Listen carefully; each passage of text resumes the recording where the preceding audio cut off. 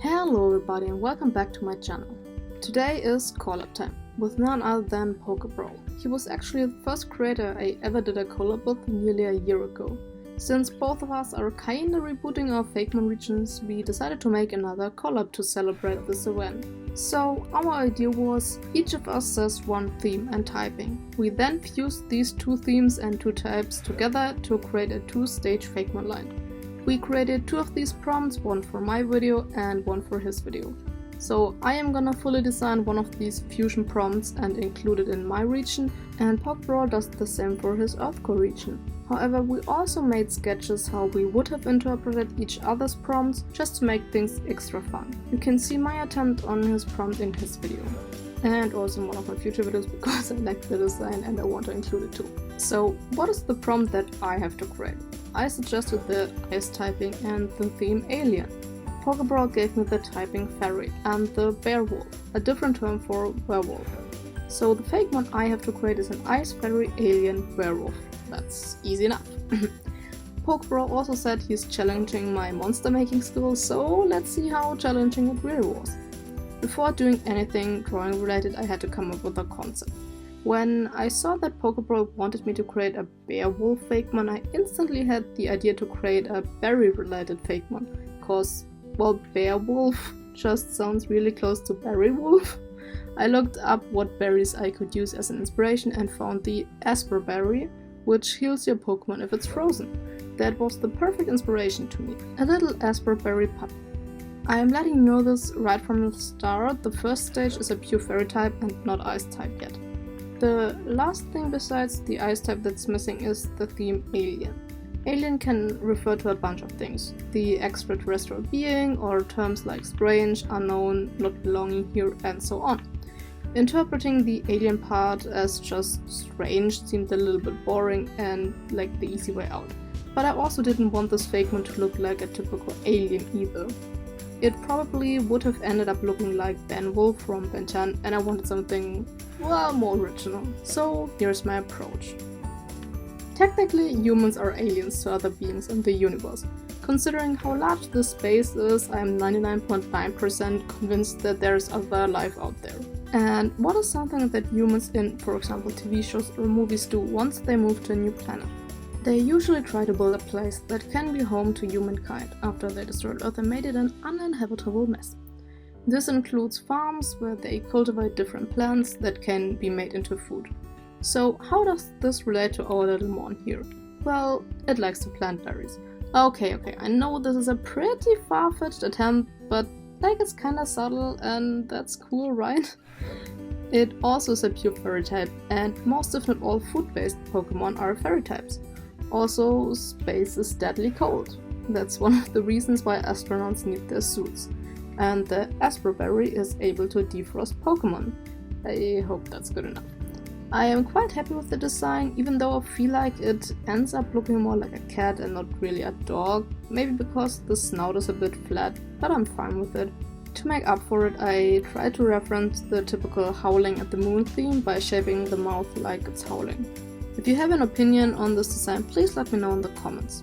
And here it is, the pure fairy type Canibiri.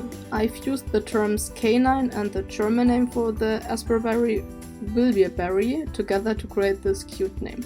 These Fakemon can easily be spotted in the wild, because they often leave behind a trail of Asper berry bushes.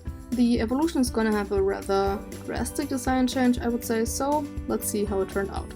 So, I'm usually a fan of Pokemon evolutions that look like they are related to each other. I don't know why, but I usually prefer those, even though there are a few exceptions. For this line, I decided it would make more sense to base the evolution on another berry and not the same one again, which ultimately will lead to a design that does not look like it's related to its pre-evolution. If you like that or not is up to you. I again looked up the berries in Pokemon and found the Yachberry? I don't know. The German term is Berry, which sounds way cooler by the way. It reduces the power of a super effective ice attack. In this stage I fully embraced the werewolf aspect, since the base evolution was technically just a puppy and not a werewolf at all. It's standing up right now and has gigantic claws that are shaped like the Yachberry. with the green leaves serving as the claws. Also, side note, it took me an eternity to get the head right, and I'm painfully aware that my first attempts looked awful. The struggle was real, but it worked out in the end. Giving the Fakemon such a grim face just didn't work at all, so I made it more round and soft looking. After all, it's a fairy type, and while I do like fairy types that look more edgy, I figured the Jermanzburg region needs at least one cuter one. I'm glad that the Yuckberry was blue because it lent itself really well for an ice type. On its shoulders is a pile of snow and a few little ice crystals because it looked kinda empty. The light blue patterns on its legs is shaped like an ice floe, and I added some icicles on its ankles. No reason for that other than looking cool. To make the colors a bit more interesting, I carried over the brown from its pre-evolution, even though the Yuckberry itself only has some blue and greens. The shinies inspired the Okaberry because it is kinda the counterpart to the Yuccaberry. It reduces the effectiveness of super effective fire type moves, I believe. This Fakemon, like Canibiri, is able to plant berries. Unlike Canibiri, it actually is good at what it's doing and doesn't actually plant it in random spots. They can be found especially in the colder parts of the Jermanzburg region. Or you also may be wondering why an ice type would plant berries that make ice type moves less effective. Well, it understands that not everyone likes the cold and some Fakemon are more vulnerable to it than others, so it's planting the berries to help out any Fakemon that are weak to the ice typing.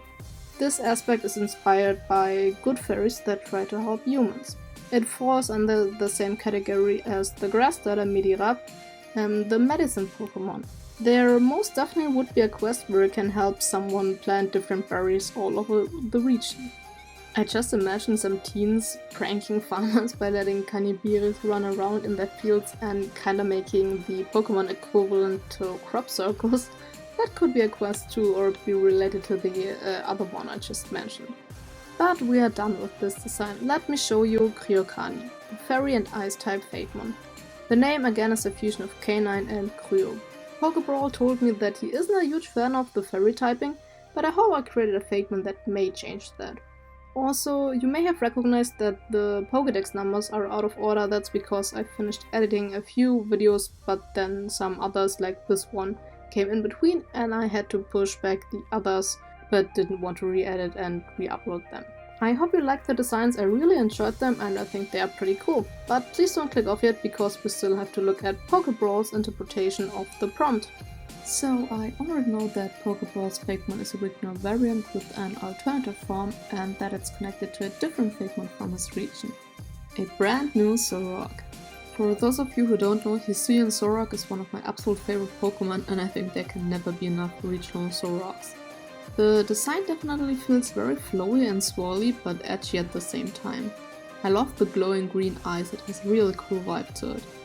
PokeBrawl also gave me a text to explain the concept. It's based on the witch from Hansel and Gretel, the bear wolf, cotton candy and poisoned apples. I believe earlier he also said it's based on ice cream, because the prompt was fairy ice, but I'm not sure if it's still the case. Anyways, I really like the inspiration a lot. They make a rather balanced design even though there was a lot to put into it. It hides in the woods and lures children to be ensnared in its sticky cotton candy hair. It then eats the children. Well, that escalated quickly. It likes drinking Earth Korean Brimsour Spear and when it drinks too much it transforms. If you don't know, Earth Korean Brimsour is a regional variant of my regional bug. The design was created in our first collabo and an updated one is in his recent video. Definitely check it out if you haven't. He also sent me the other form, which I'm gonna show you in a second, but let's first finish the text. It's smart enough to speak languages. That's cool, it's a walking translator. The chest is based on the poisonous apple from Snow White. Its cotton candy hair is edible and very sweet but sticky, but the dark purple part on top is poisonous. That's such a cool concept and design. I feel like the design I did for PokeBrawl's prompt is pretty tame and uninspired compared to this one, but PokeBrawl really escalated with this one, in a good way. So let's see what happens when it drinks too much of Brimsour Spear. It turns into an absolute freaking beast. I mean, look at it! So the poisonous top part now turned into a little witch hat, because it's based on the witch from Hansel and Gretel.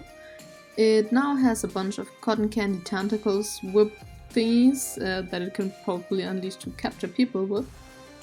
Okay, wait, now I'm a bit confused because at first I thought the neck part turned into a jaw-like fur thingy, but at second glance it's probably the actual jaw. I thought that the fur is mimicking a giant jaw to look more dangerous than it is, but I'm probably wrong. Why was that more logical to me than an actual jaw? The eyes also definitely got an upgrade. Now they are not only green and glowing, but also shaped like a flame, which is absolutely dope.